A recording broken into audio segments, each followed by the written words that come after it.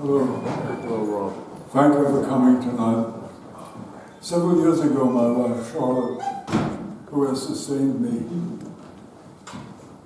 in incredible and wonderful ways for many, many years, well, it was approaching her birthday time in November. Today is her actual birthday, the 22nd of November, which she shares with André Gide and I think Benjamin Britten and Charles de Gaulle. Charles de Gaulle. And so that brings her naturally to be a French translator. But I asked her what she wanted for her birthday, and she said, I'd like to give a reading. Since then, for the past several years, I have been giving a reading on or near her birthday, and this is the one tonight. And I'm very grateful to all of you for coming, to allow yourselves to be part of the birthday present of Charlotte, and allow me to share with the community I love so dearly for so long. It's been so nurturing to me, share my recent shenanigans with you. This has been a year in which I've published 4 books, or they have published 4 books, and it's been a year of a lot of writing and a lot of scheming. It's been a very good year in that sense. So what I'd like to do is to read a few pieces to start with from those books that have been published, just to give them their local baptism, and then read some recent work. Not to be too long about it. I'll start with this wonderful book, which is hard for you to see as other than a blue distant object. It's a collection of photographs by Susan Quasha. Unbelievably beautiful and subtle and mysterious photographs that haunted me from the first time I saw them because of their absolute resistance to subject matter. They were not pictures of, they were pictures from the world around her. So she was sharing her seeing with us. I was amazed by the pictures and have written from them. And this book was published by T-Space a few months ago, and it contains gorgeous images. This is to the picture called Flame, or I call Flame, and it goes with this poem, or rather this poem came from it.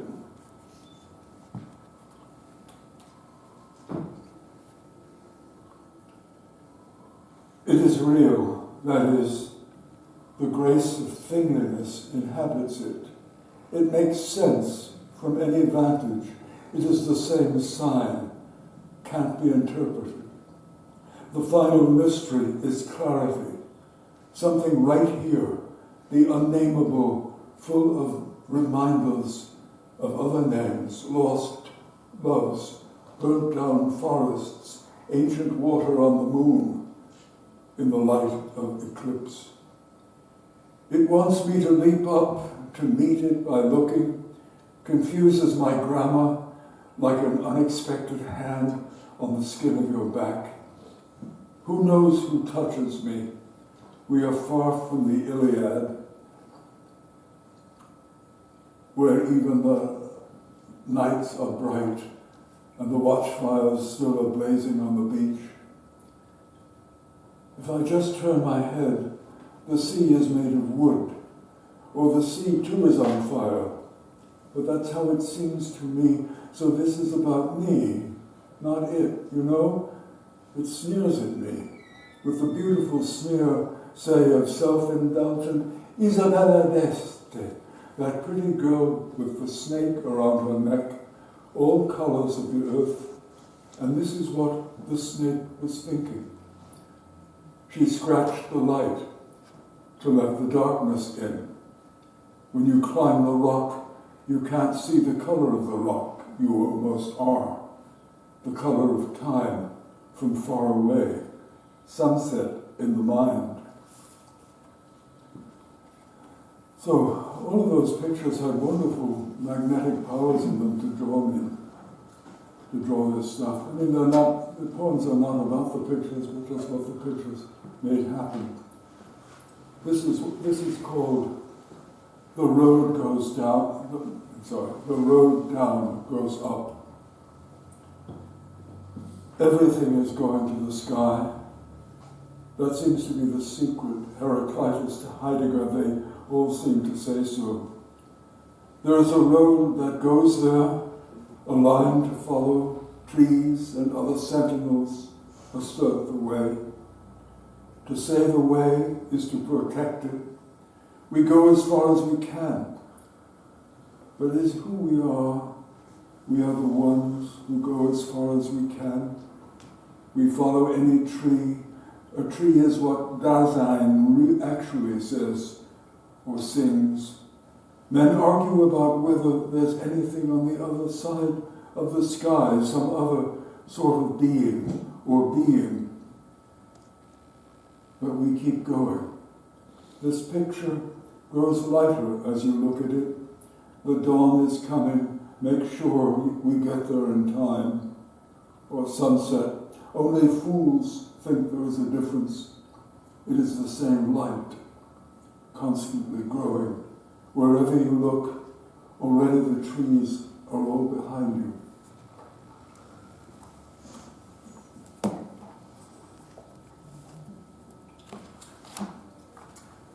There's another book of like collaboration. I love collaborating. I've collaborated with a number of living artists and a number of dead poets and a number of dead musicians. They don't know about it, but the living ones do. This is another of the living, a painter named Natalie Prolosik, who showed me ink paintings of hers that were very moving, and I then began to write from it. They're produced by just out a book from Spite and Idle called The Color Mel, and I'll read one poem from that. It goes with this picture, which you probably can't see at all from there, but it's called Chemic.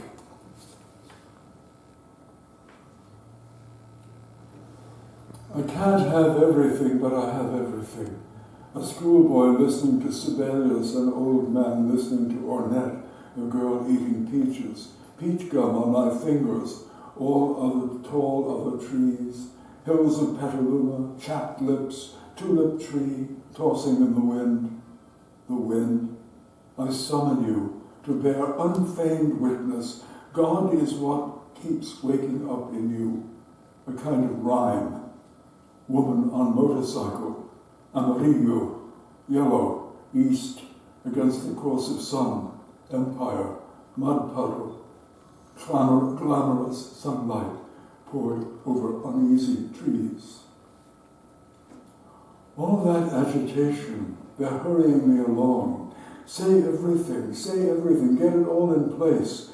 The pillow fight in Canaan, how I sat once on the curbstone in Atlantis, while the soft cloth chariots rolled by and green things sang on rails. How sick I was. How libido is a mad jar sometimes can't unscrew. Marla's china, blue rain in the prater. Love is something can't be made. Hymn to God in my sickness. I can take strength only from staying quietly, saying the names of things. Finglish, my mother tongue, je vous salue. An opal crescent in the dark half-moon tide. The muskrats in our pond all gone, but the bears are back, and foxes many, and the queens of Egypt posed in drenched promises to demonstrate the contours from which we come. The body is absolute geometry, wave break.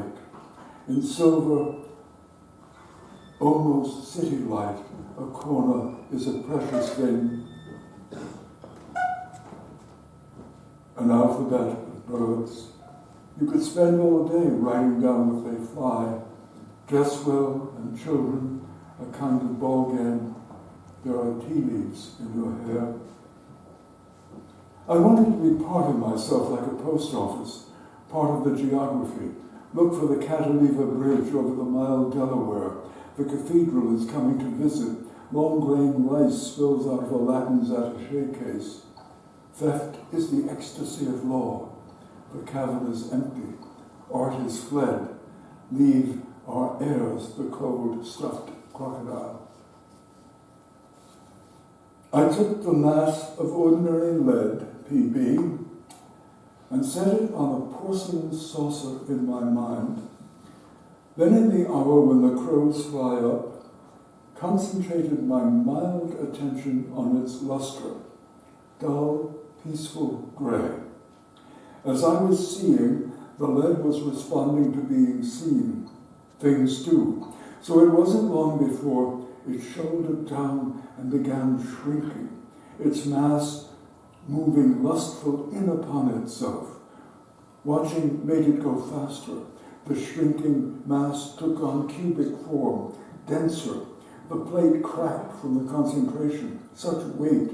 The cube glowed now, turned red, then white, then red again, finally yellow, deep. It was small. You can do this too. Pure gold.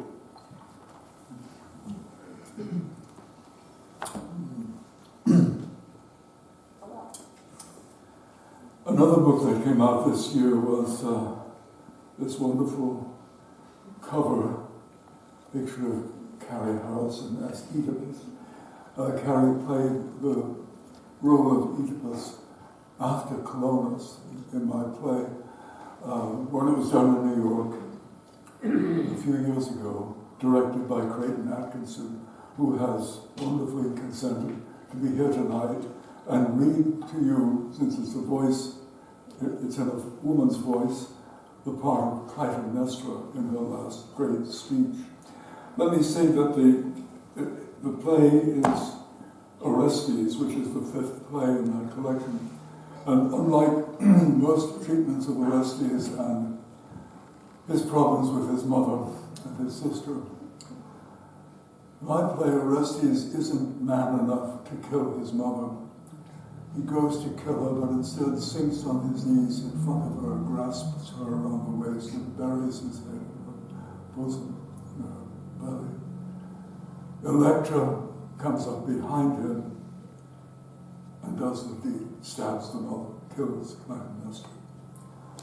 A little bit later in the play, not to give away too many secrets, Clytemnestra is alive again and stands up before her daughter, who now sinks to her knees in front of her, and Clytemnestra says,